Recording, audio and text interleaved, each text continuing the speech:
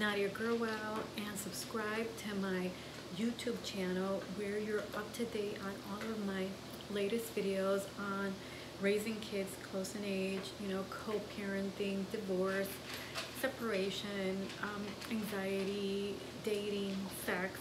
I talk a little bit about everything that parents go through while raising, young kids like I have, because I have 7-year-old triplets and a 5-year-old. So subscribe to my channel. Like I said, you're up to date on all my videos. And also I'm on Facebook as Nadia Gerwell and Instagram, Mom of Multiples 2011. So the topic of my video today is my 7-month progress from my tummy tuck and lipo of the midsection. So that's what is my topic for today. I remember when I first went to see my plastic surgeon last November, and I knew that I wanted to get it done, but I had no idea what I was getting into, and I really didn't. I remember him saying, you're gonna be uncomfortable for a while, and it's gonna your life is gonna be a little bit like different, and you're gonna need help, and you're gonna be sore. Actually, he said it was gonna feel like I had done like 1,000 sit-ups. That's not the case. You really don't feel like you've done 1,000 sit-ups. What it is, it's very painful, and it hurts a lot. So I had it done in December. I had tummy tuck, a full tummy tuck. You got see, when I turn around, which is pretty cool, like I'm flat. I mean, I never in 1,000 years imagined that I would be this flat ever in my life. So I'm flat, and of course like that made my butt stick out even more, which is great. And now what I've noticed is like since losing more weight and the swelling is going down, like my boobs look bigger. For some reason, my boobs look bigger. And I didn't have my boobs done. I mean, this is the same size that they were before. But I think it's because like the swelling is going down, and my waist is getting smaller, so then my boobs are sticking out even more.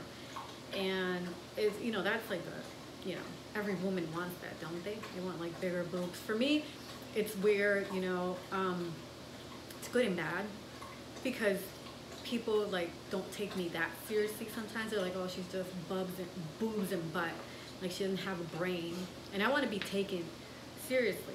So I mean, but you can't have it all your way all the time, right? So I should just be happy, right? Because most women would want this, but then I put on like a certain shirt to do a video, and all I see when I'm looking at the camera is these gigantic balls. I'm like, that's not appealing to me, But anyway, let me stop complaining about that. So like I said, I had tummy tuck and lipo of my whole midsection. And I see why they would do lipo, because if they want to make sure that you have like that hourglass figure, that everything around the midsection is nice and slim.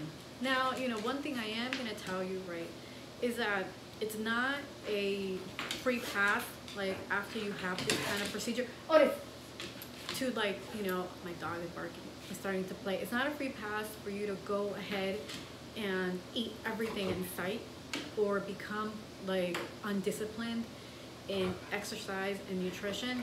No, I mean, after you go through like this kind of surgery, I think most women are more careful about what they're doing with their bodies, because you like the way you look and you want to continue that, and you really don't want to like pack on the weight again.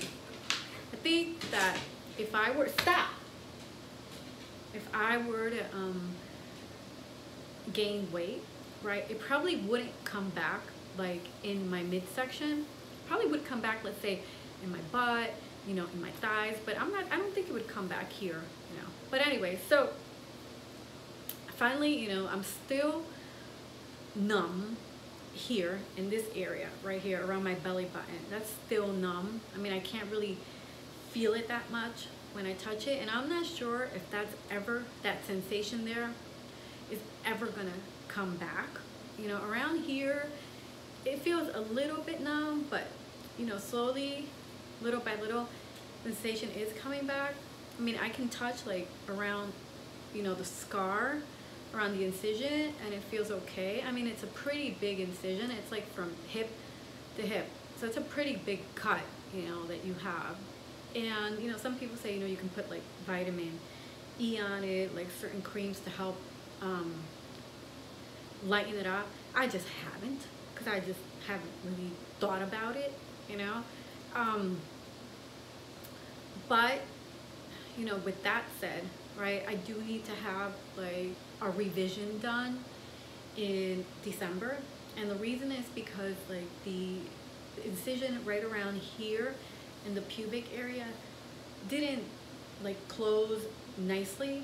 So some of the skin around here, like around my belly button, is a little bit like bumpy, a little bit lifted, even though I do like look flat, but it's not completely flat all the way. So that has to be like, they gotta cut it open and sew it up again so it looks prettier and it feels less bumpy. Now, but you know, have I like resumed back to my schedule? Yes. I mean, I'm not like, I can sleep better now. I can do, you know, what I want at the gym. I'm not restricted to like certain activities. You know, I can bend over, I can lift. You know, there's a lot of things that I couldn't do before. It was exhausting. I would say that probably for the first 4 months, probably around there, 4.5 months, it was exhausting. I mean, the first few weeks, I'd say like the 6 weeks after the procedure were the worst. They were the worst. You know, don't let, and this is the thing, like also they really downplay it quite a bit. They do. So if these doctors really told you like how bad it was gonna be, then no one would ever get it done. It just wouldn't, because it really is like something that's very painful and uncomfortable to go through. I mean, is it like worth it in the end? It is. It's very worth it. I don't regret doing it at all. I mean, yes, it was very uncomfortable, very painful, very inconvenient. It, you know, it gave me depression, anxiety, like it kind of stopped me like in my tracks, because I was used to like a certain rhythm, a certain pace. And after I had that done, everything came down to a halt. I couldn't do anything for weeks because I just couldn't physically, I couldn't. So now I'm back to like, yeah, my normal rhythm. But I think the doctor said that like all the swelling probably takes like a year for it to completely go down. So one recommendation I have for you is, if you're thinking about getting this kind of procedure done, is that you get it done in the winter time, November, December, even January.